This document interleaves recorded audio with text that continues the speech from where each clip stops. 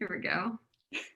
Hello. I'm muted anymore. Hi, everybody. Welcome to the Barnes & Noble Book Club pick. This is our November pick, and it is The Ravens by Danielle, Paige, and Kass Morgan. This is very exciting. Congrats, you guys, on having your book picked for this selection. This is really cool.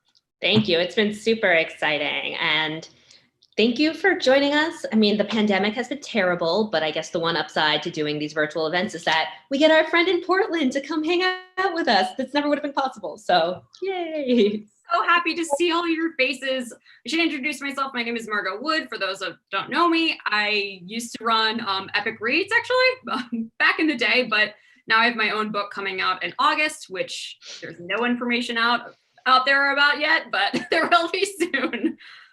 So a couple of things, everybody, there's a chat option. Head down to your comments on Facebook or YouTube and add your questions, because we will pick a couple of questions at the end of the discussion. So don't forget to add them there. And I've got a whole list of questions to ask you guys. I'm very excited to get into this. And if you haven't already, The Ravens is available from Barnes & Noble. They also have signed editions that are available on their .com. So head to bnn.com to get a signed edition if you want one. So hi, Danielle, Kass, welcome. Oh my God, Thank you. So good to see you. I feel like you were at the very start of my career because of Epic Reads. You gave Dorothy so much support that it was just so important to me. And I love you, and I'm so glad that we're friends. And I have that book that you wrote that I get to read, so I'm very excited. Oh, I'm very jealous. The first time I ever met Danielle, I will never forget it because she was wearing leather pants, and I was like, baller. It was Comic-Con, and it was the very first book event, and it was New York Comic-Con. I'd never, and it's like, if I'm going to Comic-Con, I'm going to wear leather pants. I just made that. When at Comic-Con, wear leather pants. Ravens, congratulations on the release of this book. It is so good and so fun and so witchy, which is just like all I wanted to read this fall. So honestly, like, thanks for putting out a book that like perfectly for what I was looking for at the moment. But I want to dive right in. I think everybody who's tuning in right now, this is the book club pick. So hopefully you've read this book. If not, there may be some spoilers, hopefully not too many spoilers, but just in case, I wanted to give everybody a warning there. So I want to dive right in. Let's talk about the opening prologue. So it begins with this witch desperate for magic, and an unnamed girl is killed at the expense of its power. So how does this scene foreshadow the rest of the novel? I think that's a Danielle question, because the prologue was your idea. Well, I love a scary prologue. I think that for us, this book came from our love of the craft and practical magic and Buffy and like those things, like that era of like spooky, fun girl drama. And so we thought that was the perfect way to start, with a little bit of mystery, and then you get to find out what the heck is going on. I love that you watched that you just referenced like all of my favorite like 90s witchy movies. Have you guys watched the new Craft show? We have not done it. That. We have to do. I think we should do it as an Insta live or something. We should do it and then talk about it. Yes, yeah, live watch it. Do like a Twitch live watch or something. Yeah. I don't know what any of those words mean, but I'm intrigued. You can explain all those things to us. Yes. So let's talk about Daphne Devereaux, who's Vivi's mom. So she has a premonition about her daughter attending school at Westerly College. What does Vivi's reaction to her mother's premonition say about their relationship? And have you ever had a gut instinct like a premonition? Ooh, that's a great question. With the first part, I think we were really interested in playing up the tension between how Vivi sees magic portrayed in the world around her and sort of what she knows to be true and what she senses. So her mother is a tarot card reader and a fortune teller and takes advantage of what Vivi believes to be desperate people, searching for answers in times of desperation and pain. And she doesn't want to be like that. So sort of the cerebral part of her sees magic as a source of manipulation and trickery. But I think there's always a part of her that's known that there are explanations that sort of defy rationale and science. So when she arrives at Westerly College, she is confronted with the fact that some of those feelings she's always had are real, and magic definitely exists, though not in the way her mother has portrayed it. And in terms of premonitions, I get them all the time. Like, no one's going to believe me. Really? But so I will be in like a foreign city and I'll see someone who looks like my friend Zoe.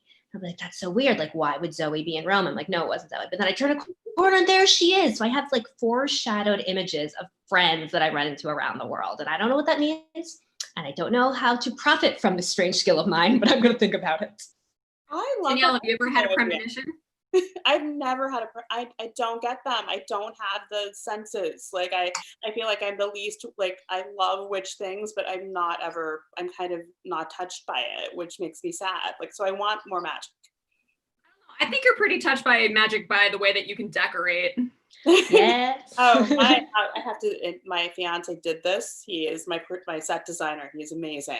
Wow. Can you come redo my house for me? That's amazing. That's really cool. I think I've only ever had like one premonition in my entire life. And it was like when I was a child and I had a dream, and then the dream kind of like came true the next day, and it like freaked me out so much that I was like, nope, don't ever want to do that again. That was too weird.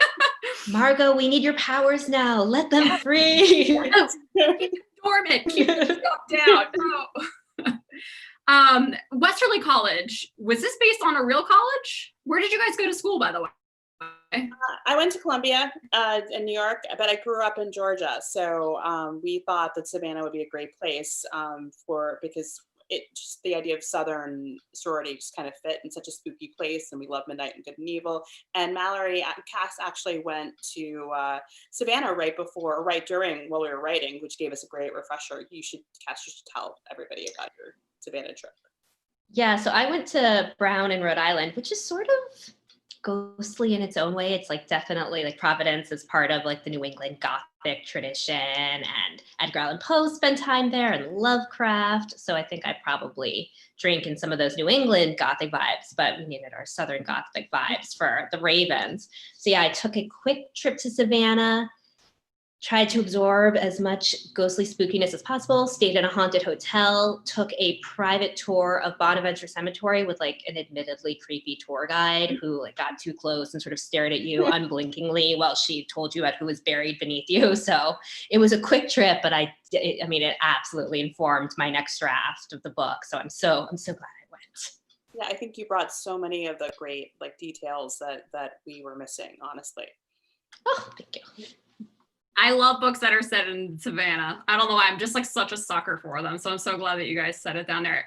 Danielle, are you from Savannah or just like? I'm from Atlanta, from the suburbs. So, but I went there as a kid, and I just remember it just being this kind of creepy, magical place, and I loved it, and it just felt like the perfect fit for this book. That's amazing. What is the creepiest place either of you have ever visited, or like most haunted place? That's a really great question. Does the hotel count for you?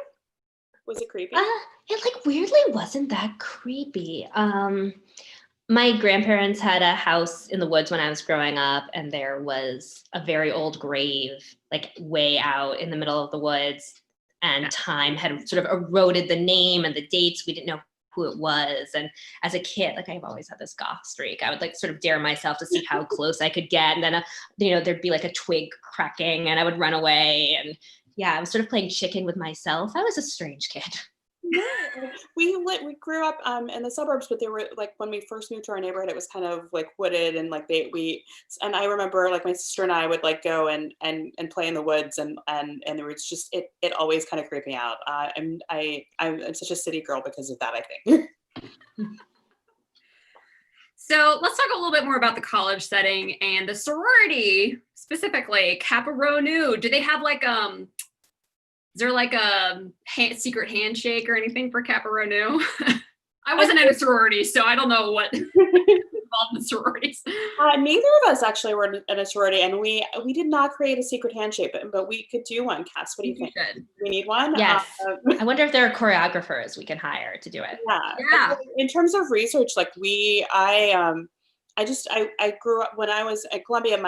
One of my roommates, she was in a sorority, so I went to all her parties and got a lot of her secrets, and so I heard a lot of sorority stories. And I wrote this pilot for MTV a long time ago, and I had a secret society, and I did a ton of research on how those societies worked, and I think a lot of that seeped in. Nice.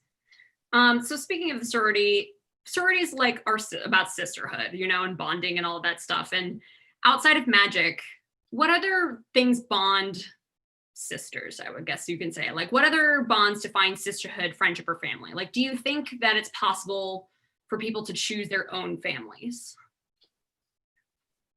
I absolutely do. I think that one of the reasons why I wanted to write this book with Kass was because I wanted to write it with a sister writer. Like it's just having a connection with someone and sharing something and finding your tribe. I think that for me, becoming a writer, like I always wanted to write, like finding a writing community has been so important. And I think that that's a kind of sisterhood for me.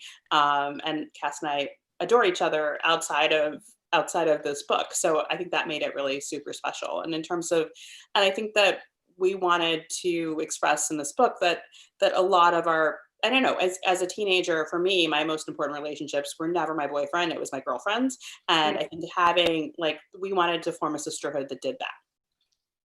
Yeah, and it was sort of interesting the way it played out in ways you can't always expect. So I think Danielle and I both found that our skills as writers really complement one another, and we'll probably get into that later in the talk.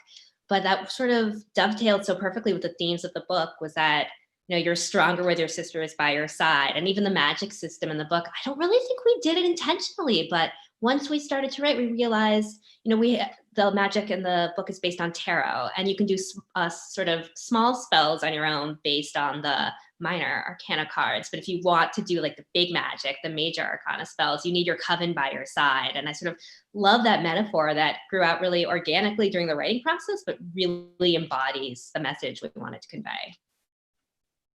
And also we wanted to talk about, a lot of sororities might get a bad name these days, but we really wanted to create this fantasy sorority where there is a group of girls that are brought together and choose each other because of their power, and they want to keep all the things that are special about each other. There's no uniformity, there's no like costume. You can be what you are. I like that. I think if Kappa Rho Nu had been around at my college, then I probably would have joined, especially if it was involving witchcraft. So. Oh, they definitely would have recruited you. They would have sensed your witchiness. Honestly, there probably is. I went to Emerson College, and I would be surprised if there wasn't a witchcraft-like sorority. Oh my goodness, I bet there is. Yeah. Speaking of the witchcraft, how did the Ravens use tarot cards and magic to shape the world around them? I am very excited about this question because I recently got into tarot, and I love it. This was all Kass. It was Kass's idea, the magic system. You have to, and you have to say why. Yes. So when I was going to college in Providence, which was, very different in like the early 2000s, I'm sure, than it is now, this was pre-Netflix, so I'm dating myself, but I belonged to a video store that was above a new age Wiccan supply shop on sort of the kooky, quirky main street. And every week when I wanted to go get my, Friday night rom-com, I would have to walk through this supply shop, and I would look at the crystals and the incense, and it was really the tarot cards that sort of drew me to them. But I felt like a poser, like you can't buy tarot cards if you don't know how they work. And then one day I saw a sign for lessons, and I signed up, and I took a few weeks of introductory tarot lessons, and it was very cool. She told me the eye, which I'm going to believe wasn't, an attempt to sell me on the intermediate course. She just saw that I had that gift. And then word started to spread around campus that I read tarot cards, and I was hired by like dorm social chairs to be the entertainment at like dorm nights. And I would go around, read people's cards, which was so cool. And the most common, I would say like 90% of what people asked was either, should I apply to med school or law school? And then should I break up with my long distance boyfriend or girlfriend? So I wielded a lot of power. And then, we sort of use that as the basis for the magic system in the Ravens. Each witch has a suit of powers that correspond with a different suit of tarot. So they can perform little spells on their own. And if they want to do like big earth-shaking magic, they need the whole coven, which someone on our marketing team came up with like this incredible line that I think encompasses the spirit of the book, which is that a single witch is powerful, a coven is unstoppable. And I just love it when like, that's what's so fun about publishing, the collaboration. Is it not your line? Okay. I'm sorry. I really appreciate you guys shouting out your marketing team. Yes, they're so cool and creative. Speaking of your suit of magic, what would both of your suits of magic be? I think I'm gonna say pentacles. What would you say, Kass? Yeah, I think I like the idea of being a wands witch and being able to influence people's thinking. We have a character in the book who's on the school newspaper. She's a reporter, and one of her skills is sort of influence and subtly changing the way people think. And she gets her sources to sort of gush to her, and their defenses come down. So that would be sort of a cool form of manipulation. I think as a person who's in marketing, I'd probably be a wand. That's my job. So let's talk about the different perspectives, and the story is told through Scarlett and Vivi's alternating perspectives. And we actually do have a question from somebody who's watching, Wendy Olson. How do you write a book together? And I know that question kind of comes in with how you guys wrote these alternating perspectives. So thank you, Wendy, for that question. And if you haven't asked your questions in the chats, definitely do that. But yeah, how did you guys write this together? So like my background, actually, I used to write for soap operas, so I'm a big outliner, and I think we kind of took that idea of having a writer's room. So we sat down and we ironed out this crazy outline that was like 20 pages long, and then we took our separate sections and wrote at the exact same time. And then our editor put the document together, and it was like getting this big, great love letter from Kass of like with every scene getting better than we imagined it, and then we had to figure out all the things that we had to change to make it smoother, but it was a fun process. Yeah, it was so much fun and sort of supercharged my creativity in ways I didn't expect. So as a reader, world building is something I love so much in books, and it's something I admire most in other writers, and something I struggle with. It's just really hard to sort of pull that out of thin air for me. And then I read Danielle's chapters, and it comes really naturally to Danielle, and all these sort of little bits of magic flowed so seamlessly through Scarlett's chapters, and it gave me a much deeper and more vibrant sense of the world that then informed my chapters when I went back to revise. So it was like the teamwork and the complementary skills. This is definitely the easiest time I've ever had writing a book. It honestly, thank you, by the way. And it's like you do half the work, and you have a partner that you can reach out to and like say, I don't know, is it too much to take out this heart from someone, or should we not do that? Too much, Danielle.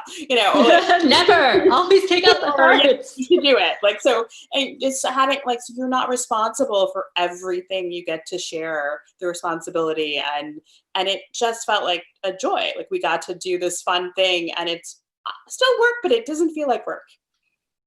So you guys wrote concurrently, not like I wrote a chapter, I'm going to pass it on to you, and then you write the next one. But you guys wrote went to your separate corners, wrote, and then came back together and were like, okay, editor, mash it together and make a book for us. Exactly. Yeah. Yes. And then we both did a pass on that draft at the same time. And if we had notes in each other's chapters, we reached out and said, is it okay what do we do here? That kind of what thing. program did you use to share notes? Was it were you just in Google Docs, erasing each other's We texted each other. We're super old school. I don't know what you're talking about. But it worked. Yeah. I mean, our editor probably lost some years of her life, but it worked for us. Really what I wish we'd done, this whole Google Doc thing you're talking about. So shout out to Amelia, your editor. Yes. And Lainey and Laura. We had a whole team working with us. That's cool. Usually a lot of people don't really know the behind the scenes of what it's like publishing. And I think most people think that you only have one editor, but it sounds like you guys have more than one editor. Yes, we have two, and then we have three because one of our editors had a maternity leave, so we had three editors. Wow, we have an editorial coven, and I never want to go back to anything else. Yeah, you're stronger together, right? Mm-hmm. So speaking of the Ravens and Scarlett and Vivi, Scarlett feels pressured to live up to her family's expectations, while Vivi is the outsider who wants to fit in. So have either of you ever felt pressured by other people's or even your family's expectations? And has there ever been a moment in your life when you were just like, I just want to fit in? I think I was such a weird kid that I put so much pressure on myself. Like, my parents were so supportive of anything I wanted to do, but I just had this idea that I wanted to be a writer, and the only way I knew how to do that, I got this book about it, and I thought I'd be a journalist, and I figured out what the best journalism schools were, and then I had to go to one of those, and I had to, like, I was that kid always. So I think, like, if there's any pressure, I put the pressure on me. Yeah, I think I feel similarly. My parents were never quite sure like why I had this like neurotic drive to like get straight A's. They're like, it's fine, you're gonna be okay. Yeah, I bought this book, like How to Get into an Ivy League School, when I was like 10 because I wanted to go to journalism school. That was, I swear to God. Oh, I love it, little Danielle. That's really, I just like am picturing you like over in like a big chair and you're just like, I'm gonna go to Columbia in 10 years. Like, I totally did that. That's pretty amazing. I had zero clue what I was gonna do until I got to college, and then I figured it out. But leading up to it, there wasn't necessarily pressure, but my parents were like, you're gonna have to do something, so figure it out. I think you turned out great. Thanks. For me, I did all that, and I went to Columbia, and then I decided I wanted to write for soap operas, and I told my parents that right as I graduated. They were so not as, a little less supportive there than, and then they came around. And it's funny because, Go ahead. Sorry, there's just like no better training for a novelist than writing for soap operas, because it gave you this like incredible sense of plot and pacing and made you like not afraid to try things and then throw it out and start again. And it like opens your brain up to different forms of storytelling that I think are sort of scary for someone, you know, staring at the blank page. I am so grateful for my time at Guiding Light. It was the best training in the world. Like, I wrote for clones and ghosts and all sorts of crazy things, and the whole job was just to make it sound believable. So then now it's like I want to do those things, and it's I feel like, oh, I can try that, and I might not be perfect at it, but at least I know like there's no real no, you know. You should film a video or like a mini TED talk on like how to write a soap opera that's also the basis for your book. Yeah. And I think it's great training to do any form of writing where you have to finish something, whether it's, you know, writing TV scripts or journalism or blogging or doing anything where you have to start and finish, because the hardest part about writing a book is forcing yourself to finish. So if you have that muscle memory, it's very helpful. I don't have it, but I admire it. And it's like, hard one. These perfect paragraphs, like I just can't write the way that she does. I'm such a messy writer. She's such a, like, I read her, it's like, wow, I want to do that. It's so great. Thank you. It's the editor brain. Yes, I love your editor brain. All right, back to the story. Let's talk about Scarlett and Mason. So their relationship might have seemed perfect from afar, kind of like a Monet, you know, really good from far away, but the closer you get up to it, it's like, okay, it's not as good as we thought, you know, 10 feet away. So what tensions drive them apart?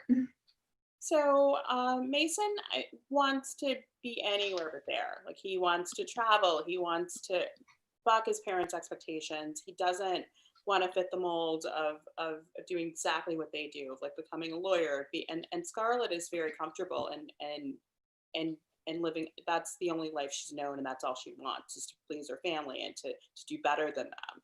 And he doesn't want it anymore. And they started out in the same place, and he had the summer away, and while he was traveling, he just started to think, well, maybe it's better to be, how can I be freer? And she's not in the same place when they come back to school. So it's that tension. And which I think it's so like very first year of college, the person that you're seeing, and you guys are figuring yourself out, and maybe what you want isn't exactly what you started out wanting. Yes. Kass, anything else you want to add? No, just that someone was going, I'm in my parents' house right now, and there was some rearranging going on in my bedroom, I think, while I was gone. And I came back and I found a postcard from my high school boyfriend on my desk. And it was this like crazy snapshot of in time of like who I was then and who he was then. And it was adorable and so deeply strange. So I just want to remind our viewers that we are going to ask, if you haven't posted your question into the comments of whether you're watching on Facebook or YouTube, I'm going to get to some of those questions in just a second. I have 2 more questions for these ladies, and then I'll jump over to the viewer questions. So what is an Gnosis talisman? I'm sorry, is it pronounced Gnosis? The scholarly pronunciation, yes. Yeah. Yes. Enosis, cease. Like I was like, how do you pronounce this? But what makes it so valuable? It is a very powerful magical object in our world that sort of absorbs magic, and it contains magic, and it sort of builds up power in a way that you can't otherwise. So in the wrong hands, it can be very dangerous. And especially when people are trying to practice a little bit of wicked magic. So it's sort of a neutral object, but that can become good or bad depending on the intentions of the witch wielding it. And it has some history with the generation before our witches. So we also just wanted to have an excuse to have scenes in like cool library archives and underground and catacombs. It's like we sort of reverse engineered it to think about what sort of scenes we wanted to write, and then like what would they be looking for in order to get down there. That's a very interesting way, though, of going about writing. You're like, start with the end point and work your way backwards. Yes. So my last question that I've got, and then we're going to jump over to the questions from the viewers, but it's holidays. What YA books are you going to be gifting this year? I think anyone in my life who's a reader will be getting One Way or Another by Kara McDowell. It just came out a few months ago, and it's sort of sliding doors YA with anxiety meets a Hallmark Christmas movie. So it's about a girl who struggles to make choices, her anxiety gets in the way, and then her life sort of splits into 2 parallel paths where she gets to go have Christmas with her crush in a cozy mountain cabin. And then in another way, she gets to go to New York with her mom and experience the holiday there. And you don't really know which one's real or which one she's going to choose. I'm going to give, and it's another November pick, for Barnes & Noble, The Grace Year by Kim Liggett. I am excited about that one. I just started reading it myself. I just picked up a copy, so I'm not going to spoil it because I don't want to spoil it for myself. The Grace Year is so good. I loved that book. That was one of my faves this year. Margot, what are you giving? Oh gosh, I wrote the question and I didn't even think about it. I'm giving Ravens by Kass. The Barnes & Noble signed edition. Thank you. And just in case we run out of time at the end, we want to thank Barnes & Noble for making it their YA book club pick. It's just so cool. Thank you for giving us this opportunity. If I pick it up, then I'll drop it. But yeah, I'm so excited. I'll hold it up for you. There we go. Thank you. All right, so we have a question from Velton Austin, and I always love this question, and that is, what is your inspiration for the book cover? Now, I know typically authors have like 0 say in their book covers, but I'm wondering if you guys are privy to any discussions on like, why did you go with the way that you went, and what do you guys think of the cover in general? I'm just gonna zoom in because I love it. We think it's so gorgeous, honestly. I think that once we had the title The Ravens, it just made sense that it would be covered in ravens. And we wanted to add a piece from the sorority. So that's where the ring comes from. That would be like, that's what do you think, Kass? Yeah, we just want to thank our awesome designer, Jessica at HMH, who came up with this amazing cover. Yeah, it's sort of like sinister, but also a little like tongue-in-cheek because of the tagline. So like we really wanted something that captured the spirit, where it's like, this book is sort of dark and spooky and witchy, but it's also self-aware and fun and campy, which is a lot to put in a creative brief for someone. But she just hit it out of the park. It's just gorgeous. And I think the tagline was you, wasn't it? No, I think it was Lainey. Lainey? Someone. Yeah. These Or Amelia. sorority girls are Yeah. real witches. Well, thank you to whoever came up with that. Yeah. Our next question is from Amber Peterson. Is there going to be a sequel? Yes, we just finished writing it. Yay, congrats! So we are super excited. And I Do you think we'll know- probably. Do you know when it'll be out? I think January of 2022, unless it changes. So watch all of these spaces for updates, and I'm sure we'll be doing a title reveal and cover reveal soon. Yeah, so like follow us on social media. We will totally announce. HMH publishes The Raven, so everybody watching, go follow HMH Teen, and they'll be able to keep you updated on all things, as well as follow Kass and Danielle. So, okay, let's see. We got some more questions from Anna Castellano. If you could harness a coven's magic right now, what would you use it to do? Oh, I would make the world better. There's a lot of stuff right now. 2020. Yeah, or maybe you just time machine it. Like we're just skip this year. I don't know. Yeah.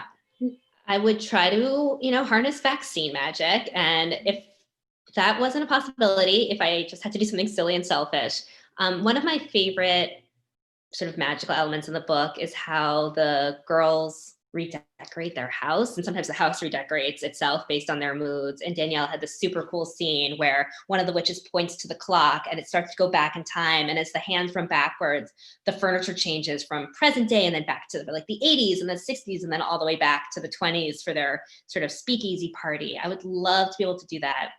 So I think interior design, glamour, that might be because I just moved into a new apartment and don't know what to do with it. So that's very much front of mind. I wish I could just point to the wall and suddenly be covered in perfect wallpaper and I wouldn't have to get a ladder or, talk to my building manager. I think that would be great. And also we have in the book, there's glamour magic where you can change your makeup and your hair. And I would save so much time with the blow drying. It would I'd never have to do it again. That would make my life better. And if I could just make up a spell, I always say this is whenever I get the superhero question, what's your superpower? Same for spells. I would love to have a spell that could make you could live multiple lives at the same time so that it could get everything done that I want to do. Oh, that is such a type A witchy wish. I love it. 10-year-old you, yes, thought of that after you read that book. Kass, we have a question for you from Simone Richards. Kass, with you being an editor yourself, is it hard to turn off the editor portion and collaborate as a writer?